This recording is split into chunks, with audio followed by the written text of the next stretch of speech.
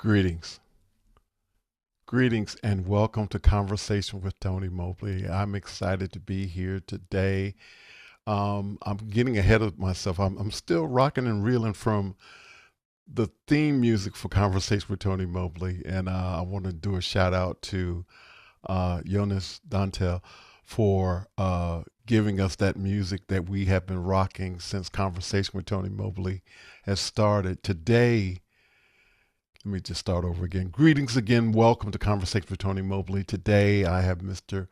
Jason Bache with me today. I'm excited to have Jason on. He's been on in the very early days and he's done a lot of different things since that time. And we're going to do a catch up today. Today is December 3rd, 2025. This is episode 45 of 2025 of Conversations with Tony Mobley. This conversation uses the TV broadcast software Mimo Live. We also use Zoom. Conversation with Tony Mobley is produced by Clylock Lopez Waterman. Our current team includes Laura Thompson, Zachary Sorensen, Mickey McAture.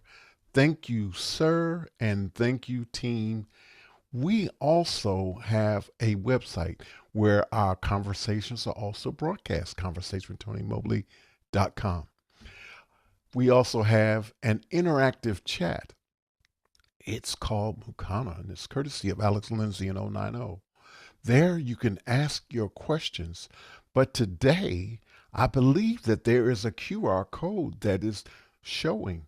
You can scan Mukana and join that question conversation, be able to chat there, vote your questions up and down. If you choose not to do that, then you can ask your question in the YouTube chat. And now we're going to get started with our conversation with Mr. Jason Bache. Thank you, Jason, for being here with me today. Oh, my pleasure. Taking another chance to have a conversation with me on Conversation with Tony Mobley. We're looking forward to catching up on the things that you have been doing since the last time you were on. And we're going to always start with that very first question. We asked this question, even though we asked it the first time Jason was on, because it was the first time he was on. But those of you who are part of this conversation and have not had an opportunity to go back and listen to the conversation with Jason being on, we're going to find out who Jason Bache is. So who is Jason Bache? Who is Jason Bache? Okay. By the way, during the intro, I really quickly read the website, read conversationswithtonymobley.com, and all those quotes. I'm like, wow, who's that prophetic guy? Like, I count myself amongst the people that I guess should have gone back and looked at my first early appearance on the show. What great stuff. But yes, okay, I'll answer the question. Jason Bache is the sum of his successes and his failures and what he's learned somewhere in between. Okay. Please talk about how your family has supported you on your journey. Oh, I hit the lottery when it came to family. I just every time you sit at home and you turn on a cop show and it's like, oh yeah, just had a terrible childhood, like they hated their parents, broken home, etc. I don't have anybody in my family that I don't absolutely adore and completely trust. And there is, there are blessings you earn, and there are blessings that have nothing at all to do with you, that are just entirely a luck of the draw, and family, of course, absolutely being one of them. I often think we stand on the shoulders of giants. We were talking earlier before the show about technology and just how it kind of enables these unbelievable things. And yeah, it's just publicly accessible. A lot of it is mostly free. That is that is the gift of our era. Our era certainly has its own drawbacks, but the good side of that double-edged sword is that we truly do have the ability to reach out and touch the entire world, and we can do that pretty much anywhere, pretty much for free, pretty much to anyone that's willing to listen. And to that end, standing on the shoulders of giants, your family determines so much about how you just see the world, right? It's like they determine the tint of your glasses almost.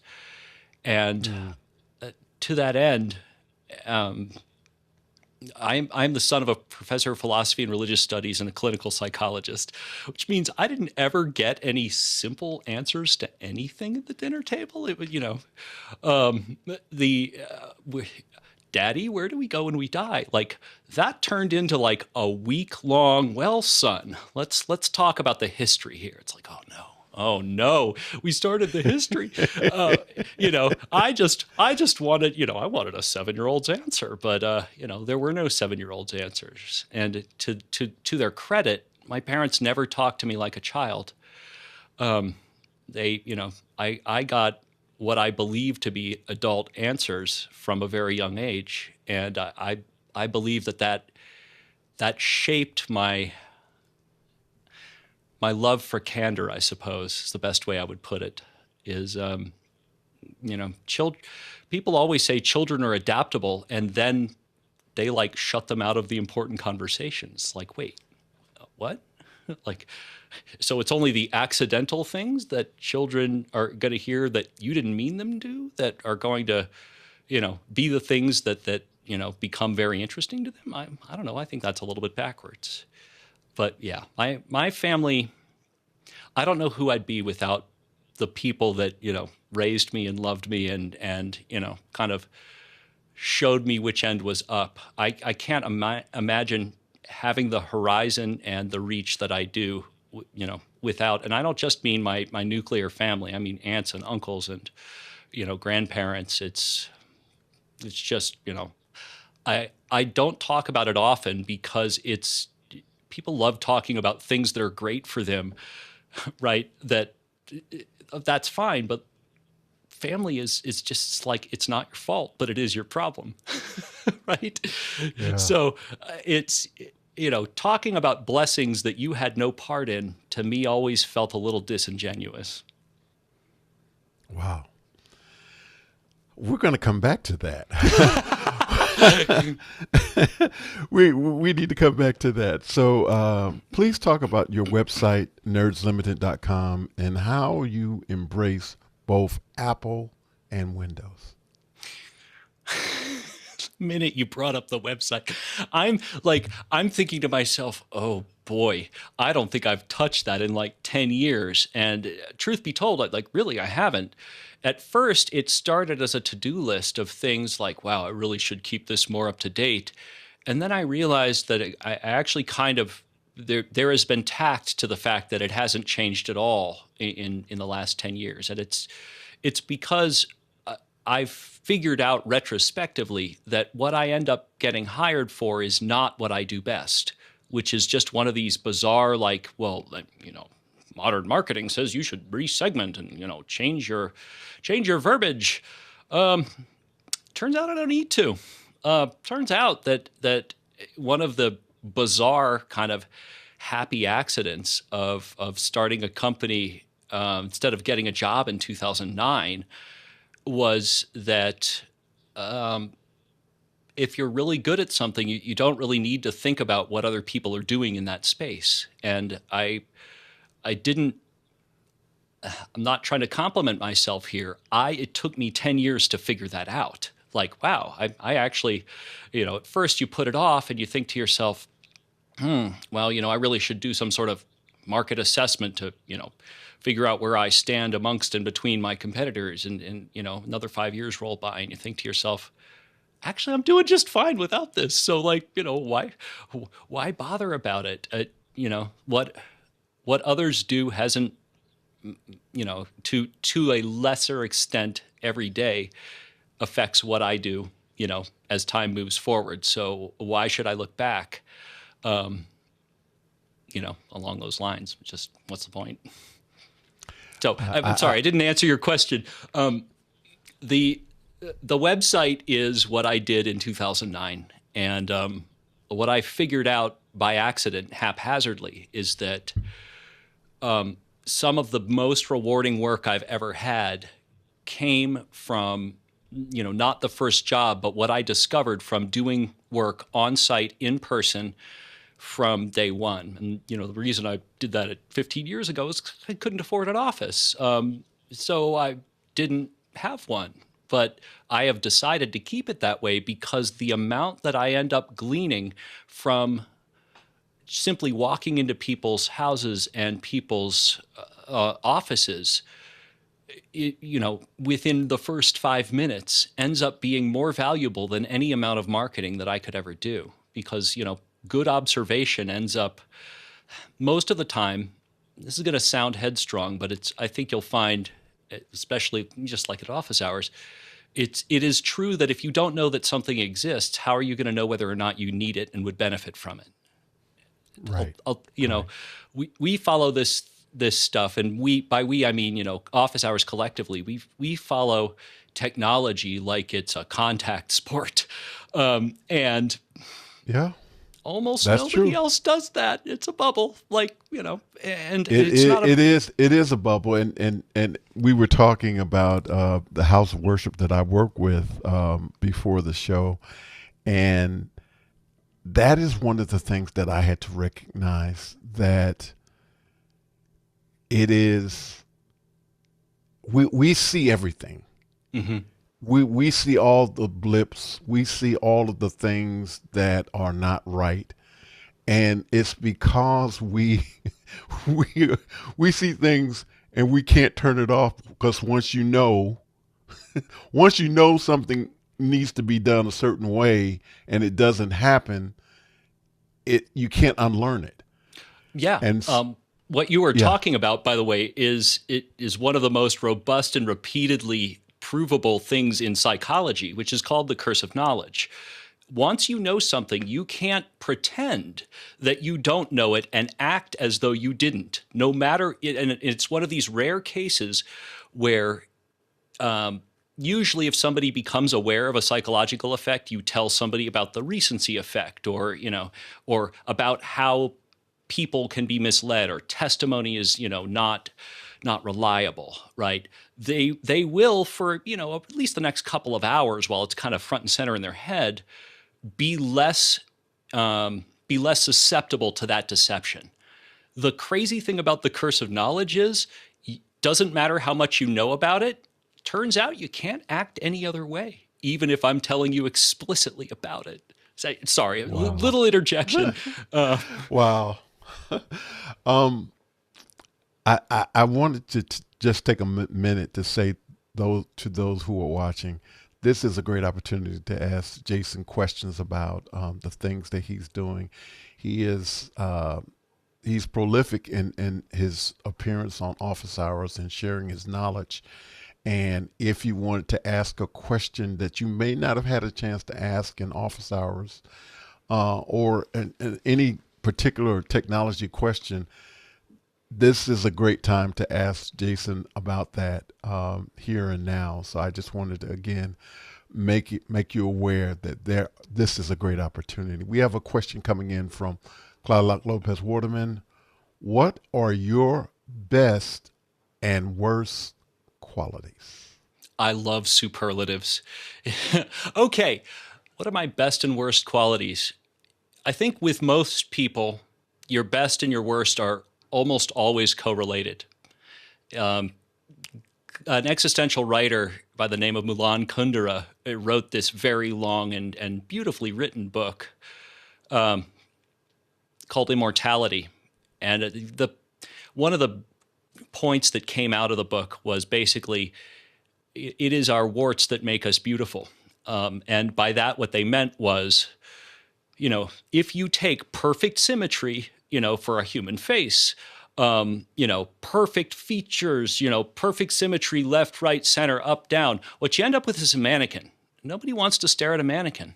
Like, it's Mm, actually the most uninteresting thing to see. The purpose of a mannequin is not for you to stare at the face, it's to look at the clothes because that's all they are as a placeholder.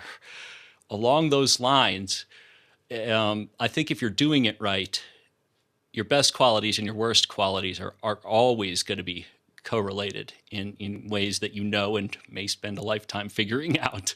So, to that end, I believe strongly in candor. And I have, the way my brother put it, I have no idea what I can't do.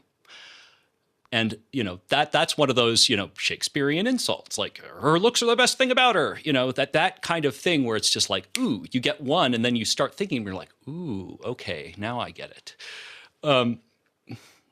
I have no idea what I can't do, and that makes me both fearless and at the same time prone to putting my foot in my mouth. And what I have figured out is that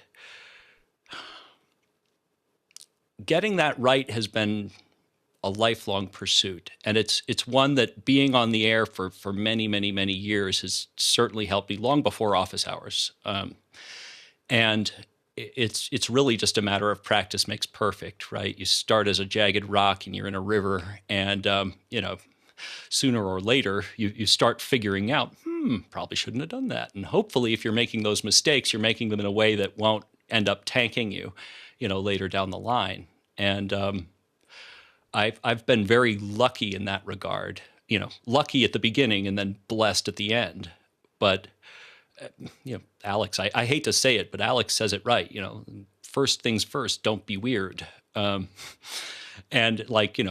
that means a lot of different things to a lot of different people. But yeah, my best and worst qualities are that I have no idea what I can't do, and that has allowed me to go farther than I ever thought I could go if you were to have asked me earlier, hey, what can't you do? But it's also been the it's also been one of the challenges. ADD to me is not a disability. It is a superpower. To be perpetually interested in everything all the time. I'm sorry, do you know anyone that hates that idea? Because it's actually quite fun to be completely distractible. If we didn't have to accomplish anything in this world, it'd be the greatest state ever.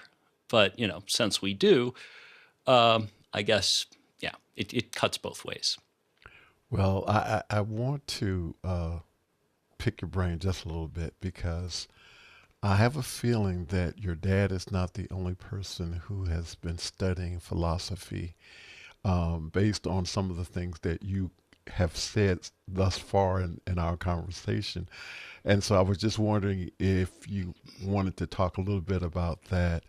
And you use the word bless quite often. And so if you could just expand upon that just a little bit. Sure. To me, philosophy is a law of physics. Karma has nothing to do with religion. And it really, one of the quirks that is repeated throughout history by humanity is that we tend to take credit for the things when things go our way. And then we go, well, it is what it is. I hate that phrase. Rarely do I get to say the word hate, but really, I truly despise it because it's like, if you're going to say something like it is what it is, the next words out of your mouth better be, and about that I'm going to do, or about that I think. But nope, it's always one of those full stop phrases where, it is what it is apparently you opening your mouth to say something, but it's this weird circular truism that actually means nothing. To that end, philosophy is full, and history is full of philosophers who have spent a tremendous amount of time trying to understand through pure, one person introspection, the world around them and their own cognition. And I think that's, I don't know, that's kind of the brain in the jar approach. To me, the beauty of being alive is the fact that if you think about it, really isn't any present. There's only immediate future and recent past. And, it's this asymptotic approach where you can get as close as you want to the playhead, but truth be told, it's stand halfway from the wall. Okay, stand halfway again. Okay, stand halfway again. At some point, you're kind of going to touch it. But in theory, if you are only cutting it in half, every single time, never actually will get there. So Mm. I guess I've read enough philosophy to know that you can only get so far when it comes to introspection. I think what you're really asking about, and please correct me if I'm wrong, I think you're actually asking more about theology than philosophy. I am. Okay, well then I'll answer it. Um, I have never been deeply drawn to the practice of religion. That doesn't mean I haven't had moments where I have felt divine presence. I think that there is, independently of how you say it and what you say about it and what you do about it, there is, if you just take a moment to really just think and feel your way into it, there is a reason that ants run in a row, and it's not because of some evolutionary design. Like there is a collective unconsciousness that, if it is a colossal accident, it is one of the greatest colossal accidents that has ever existed throughout all of human understanding collectively. And yes, you would be foolish to say, and it's not impossible that it's not random chance. The Mm. thing about Mm. the thing about well, but honestly, that, simply admitting that, to me is an important step. The thing about faith is that if you have it, you can't imagine a world without it, and if you don't have it, you can't imagine a world where people would behave with it. Right? It's the in or the out thing. The two are not mutually exclusive. I think purely being able to admit that there is nothing under heaven and earth, so to speak, that could not technically be a chance, to me is not that much of an admission. In fact, you'd be a terrible skeptic if you didn't admit that and then move on. So, Mm. from a very early age, there's really never been, I've never really thought that there wasn't some sort of collective unconscious. And it's never made, how do I put this without it sounding wrong? It's never made my socks roll up and down to figure out what to call it. Mm. Okay. Yeah. Thank you so much for that. Claudia Lopez Waterman is back. Uh, other than conversation with Tony Mobley, where have you been on the air? Mm. Oh man. I've done FM radio. I very early on, it was around 2005, started doing internet radio on Shoutcast on an internet radio station called No Holds Barred Radio, that was started by a blind DJ who wanted to relive his college era broadcasting, and it was a tremendous amount of fun. And I did it for at least a dozen years. So the whole extemporaneous thing, I love being on your show because for once a week for 2 hours, the show was called ADHD Radio, and that was both the format and the title. It was mics are up, go.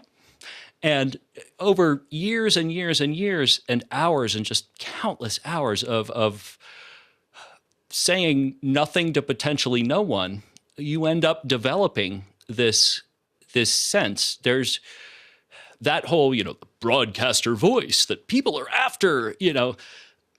There's a reason that actually happens, and it's not because you have the right voice processing. It's because if you spend enough time hearing how you sound, your speech pattern changes, and it changes entirely by itself. It's not trying to sound like the people you want to sound like. It arises spontaneously, which is a neat thing. Mm. Luckily, Shoutcast is still around, and was kind of just one of these amazing early inventions. I spent many, many, many years trying to figure out how to get computers to do live things that your iPhone can now do while multitasking, while checking your email. Now you can start a live stream, and heck, you could put it off onto the side, and yeah, no problem. when I started, it was, analog mixers and sound cards and trying to get so much as a reverb from, something that wasn't a solid state piece of hardware was, a constant struggle. A dedicated broadcast machine and all sorts of Sky says it right, gazingas and gazoutkas, like, just the amount of GAC and the amount of cabling, and well, okay, we have to put this here and that there, and what if this person wants to be able to hear that, and what if this person can't hear that person, and it ended up being a pre Nerds Limited boot camp to kind of the way to think about complex systems, I think. Again, in retrospect, it's always really easy to come up with explanations for how you ended up where you are. But that's the one I have right now. Getting to get broadcast quality anything out of a computer, right around the turn of the century was no easy feat. Professional station managers were just like, yeah, we don't deal with that. Like sound effects, we have cart machines. Nobody cares about your soundboard. And I, I didn't see it as a challenge because, at least personally, when I decide to do something because it excites me, I don't think twice about whether or not it makes sense to do. You're always going to have the time and the energy and the money and the focus and the stamina to do what matters most to you in this world. And for a very long time, trying to figure out how to make computers do stuff that people hadn't really done a lot of. I wasn't trying to push things. I was just out to do a thing, and the rest of it was just kind of a bygone. It was a cast aside. I think it's important. And, thank you for the things that you've shared, but also I think it's important for you to talk a little bit about your contribution to office hours in terms of being on and the things that you've shared. I feel like everyone else would be better.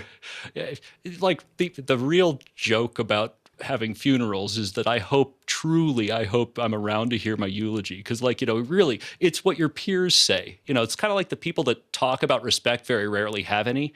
In this case, I if you're doing it right, you're wholly unaware of how you're helping people, right? You're not, it's a means to an end. What I loved from the very minute office hours started was that here were a community of complete enthusiasts and people like you who, it's like the spirit is willing, and the mind has been doing other things, which, is the vast majority of people. And to that end,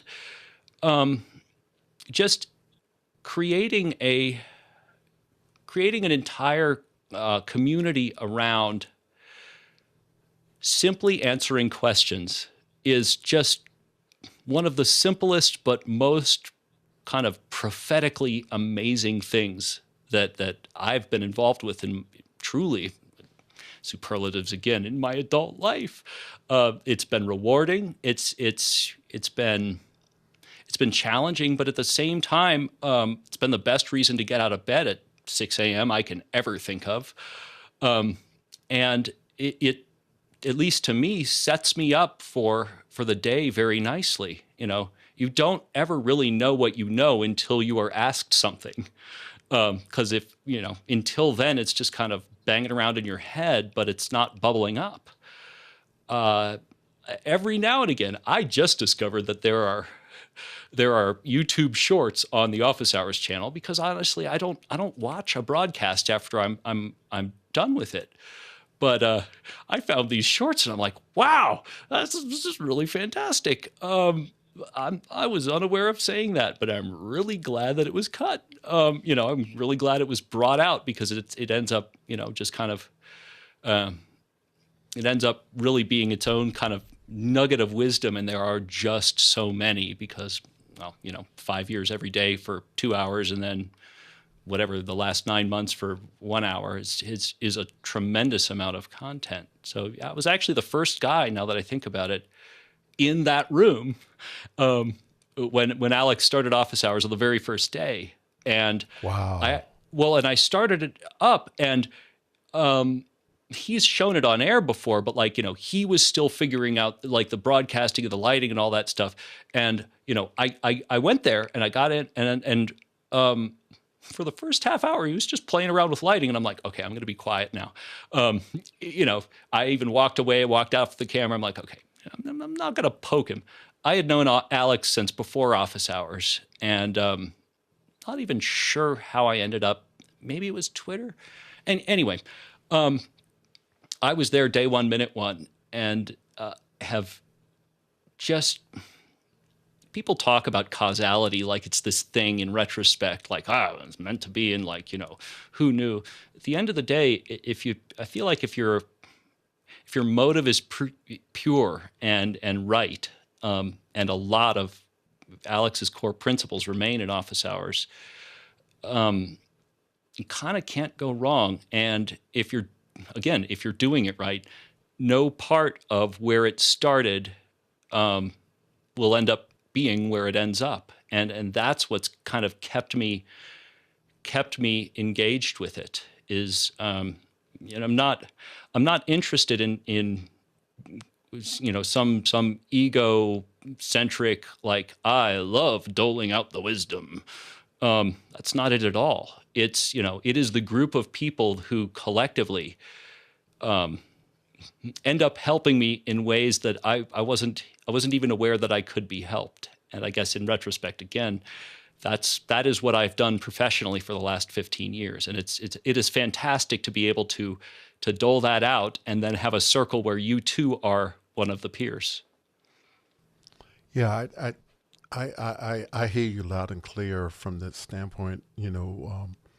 I've wrestled with, do I belong in terms of these people with all this great Oh, Tony, knowledge? you are our And crowning achievement. Like, straight up. well, let, you know, and particularly in the early days, one of the things I wrestled with significantly was, and I want to be transparent and say that a lot of why I continue to sort of be there and be present was due to encouragement from the communities, and Mm-hmm. particular individuals made it made it pleasant for me to continue to participate, even though I felt unworthy because the technology that I had was lacking. And and because I was there for more than just myself, Mm-hmm. the house of worship that I am connected to, I was able to, well, it's not about me. Let me ask questions so that I can continue to help them.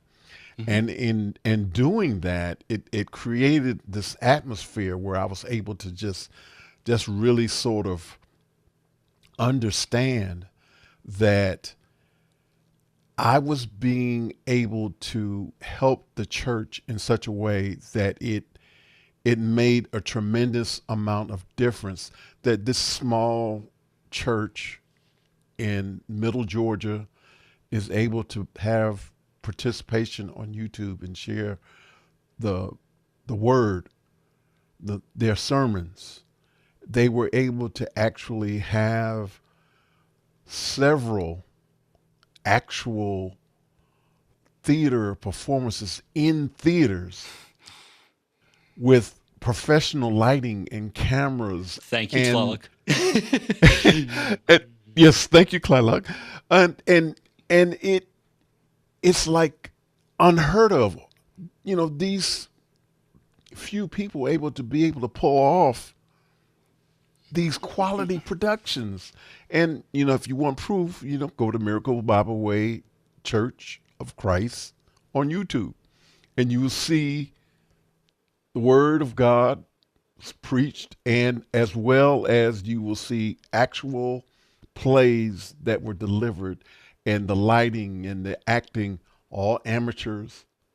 But part of the reason that they were able to do this is because of a community of people who made a decision that they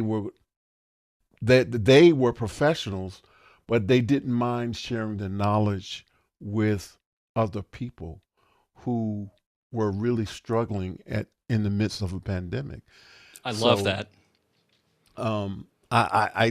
I thank you for your kindness and your generosity in terms of the things that you have shared with me that were delivered to me by our mutual friend.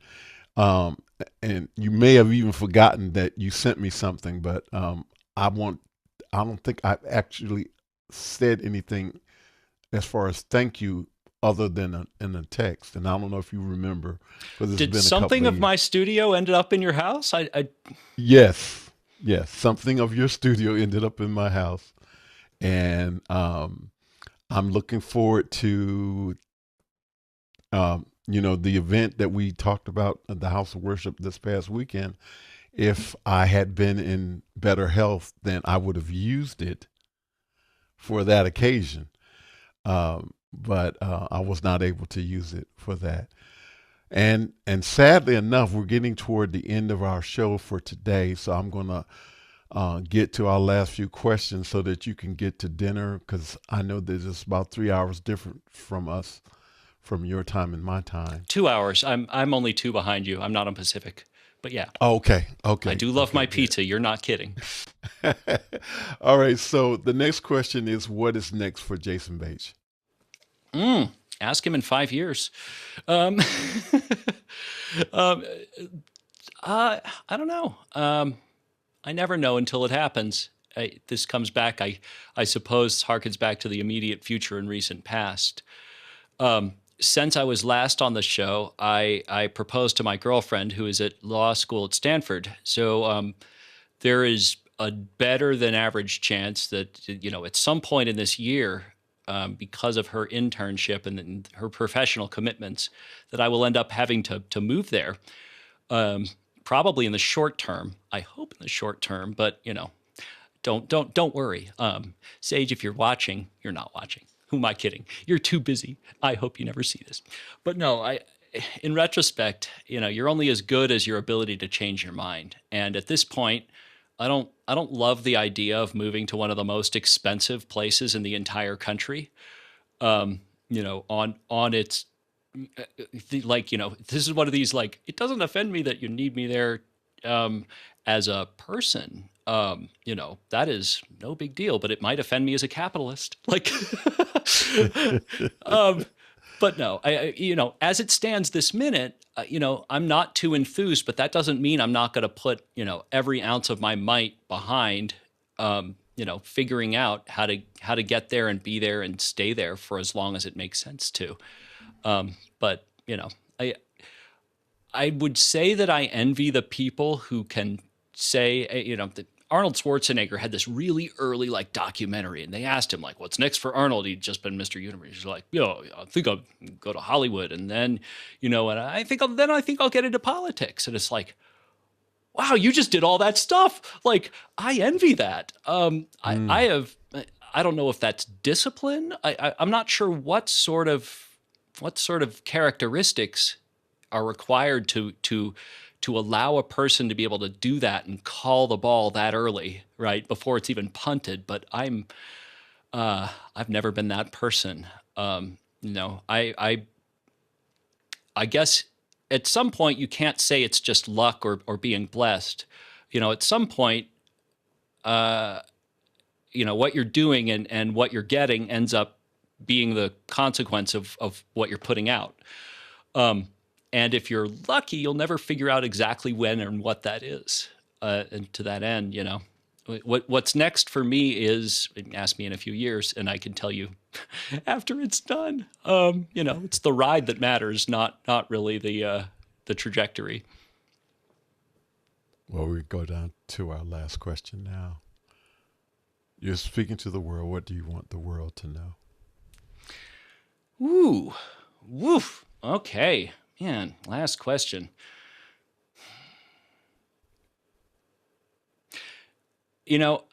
It keeps banging around in my head, so I have to say it again because I think it's what I said last time.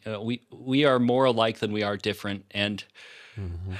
the poised derision and acrimony has only, again, right when you thought the water was boiling, like, right when you thought things couldn't get more polarized, more controversial, more at each other's throats, things somehow managed to get even more polarized and even more controversial and even more vociferous.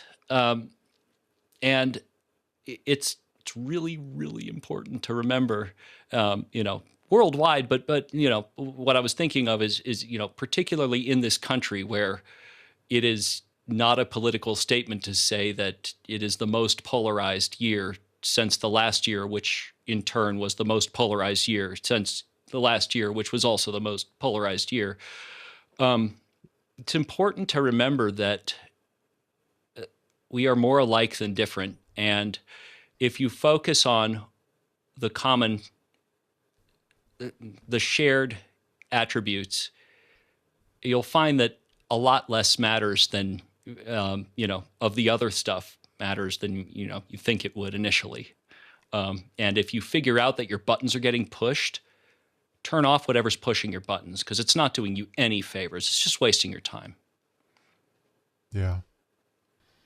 Well, sir, thank you so much for being here with me today. Oh, my This pleasure. this is this has been a great conversation, and I know that you were extremely busy this week, and I really, really appreciate you taking time out of your schedule My to pleasure. be here with me today.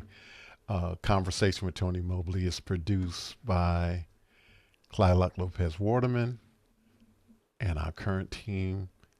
You guys heard this before, but I'm going to say it again because Hey, it's say it important twice. to. You opener and It's closer. important. They deserve it. Conversation with Tony Mobley is produced by Clyluck Lopez Waterman. Our current team is Laura Thompson, Zachary Sorensen, all the way from Queensland, Australia, and Mickey McAture from the Philippines. And I believe it's daytime for him. Thank you so much for continuing to support and participate in Conversation with Tony Mobley. We want to thank Mimo Live, Zoom, for making this broadcast possible. We have conversations with real people. Stay tuned for new episodes and great conversations on Conversation with Tony Mobley. We are near 200 plus conversations. We want to thank those of you who have had a chance to watch some of those conversations. If you have time, go back and look at some of those conversations. We think that you will find something that will be hopefully helpful to you. Conversation with Tony Mobley. Thank you, Mr. Jason Bache, for being a part of this conversation today, for doing the work you do, and for being the person who you are. My pleasure. Yeah, and for everyone else, don't go back if you hate being inspired. Like, definitely don't go back. But for everyone else, 100%.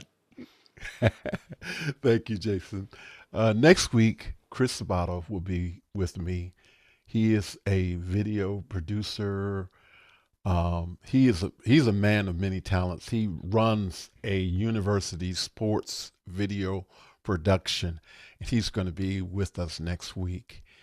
And we ask that you please feel free to support Conversation with Tony Mobley by volunteering or donating to keep Conversation with Tony Mobley running. Conversation with Tony Mobley is a independent uh, production, and we do need your donations, and we do need your physical help with continuing to keep it running. Please like and subscribe on YouTube. More interesting people are coming soon. Thank you all so much. Take care. God bless you. Bye bye.